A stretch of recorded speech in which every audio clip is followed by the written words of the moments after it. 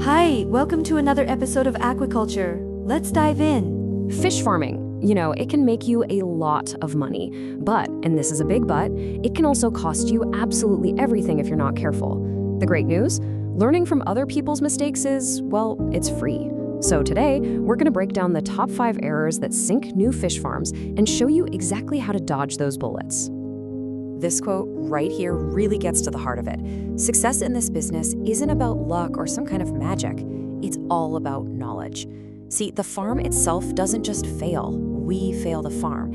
And that's actually good news because it means the power to succeed is 100% in your hands, based on what you learn and what you do. So what's the number one reason so many farms go under? You might think it's a lack of hard work, but it's not. It's a lack of knowledge.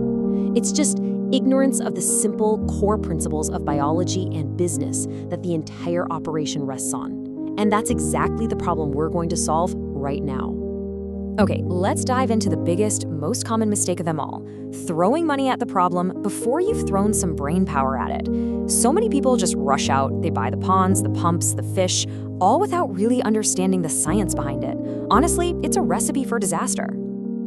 So why on earth do people jump in completely blind? Well, it's usually the hype, right? They see a friend who's doing okay, or they watch some slick video on YouTube and they start thinking, hey, this is easy money. But building a business on assumptions like that, it's incredibly dangerous. Let's be crystal clear about something. Fish farming is a science. You can't just cross your fingers and hope for the best. Your fish are living creatures and they need specific controlled conditions to survive, let alone thrive. We're talking about biology here, not buying a lottery ticket. So the fix? It's simple. You just flip the script. Invest in your brain before you invest in your pond. You've got to master the fundamentals of water chemistry and fish biology first. Understanding the why behind every single step is what gives you the power to solve problems. Because trust me, problems will pop up.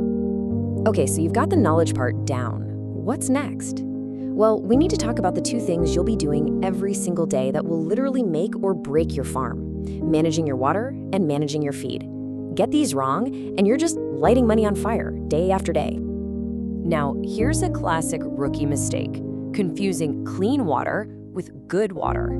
Yeah, the water might look crystal clear, but that doesn't mean anything to a fish. What they need is water with the right biological and chemical balance. We're talking about enough dissolved oxygen, a stable pH, and keeping that toxic ammonia as close to 0 as possible. That's what good water really is. I love this quote because it's so direct. If you look out at your pond and you see your fish gasping at the surface, it's not time to start praying. It's time to test your water. That is a massive red flag that their environment is failing them, and you need to act, like right now. The third big mistake is all about getting the feeding wrong. It's a real balancing act. If you overfeed, you're not just wasting money on expensive feed. All that uneaten food rots, pollutes the water, and spikes the ammonia. But if you underfeed, yeah, you save a little on feed, but it costs you way more in slow growth and stressed out fish. Either way, it's bad for business. You have to burn this into your brain. Your feed is your single biggest cost. It's not the pond, not the water, it's the feed. That means feed management is profit management. Every single pellet counts. You get this right, you've got a business. You get it wrong, you've got a very expensive hobby. All right, we're on the home stretch. The final 2 mistakes, think of them as the bookends of the whole process. One happens right at the beginning and the other is at the very end. And if you get either of these wrong, it can completely ruin everything you worked so hard for in the middle. Mistake number 4. Oh man, this one can hurt. It's starting with bad raw materials. Seriously, you can have the most perfect water and the most expensive feed, but if you start with weak, unhealthy fingerlings, your farm is basically set up to fail from day one.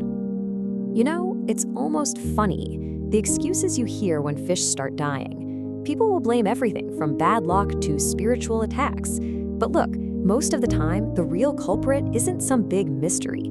The problem started on the very day the farmer decided to buy some cheap, low-quality fingerlings. Here's a piece of wisdom you should write down and stick on your wall. Don't ever fall into the cheap fingerlings trap. Saving a tiny bit of money up front is going to cost you so much more down the road in slow growth, disease, and high death rates. It's just not worth it. So how do you avoid this huge mistake? You have to become a smart buyer. Do your homework.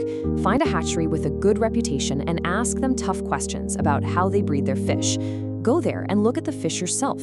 Are they active? Are they all about the same size? And whatever you do, please avoid those sketchy roadside cheap fish deals. And finally, mistake number 5 is a big one: completely ignoring the market. It's so easy to get attached to your fish and just want to grow the biggest, most impressive ones in the pond. But a smart business owner doesn't grow fish for bragging rights. They grow fish to the exact size that their customers want to buy. That's the goal. So we've walked through the 5 most common mistakes. Now let's tie it all together with the one secret principle that underpins all of this: the power of compounding. This is how tiny, consistent actions can lead to massive results over time. This idea right here, this is the whole game. A small mistake, like overfeeding just a little bit every day, doesn't just add up, it multiplies into a huge problem. But on the flip side, a small correct action, like always buying good stock or checking your water quality, that stuff compounds over time into a healthy, profitable farm. So I'll leave you with this one final thought to chew on. Are you building your farm on a foundation of assumptions or on a foundation of understanding? The answer to that question will decide everything. Thanks for watching.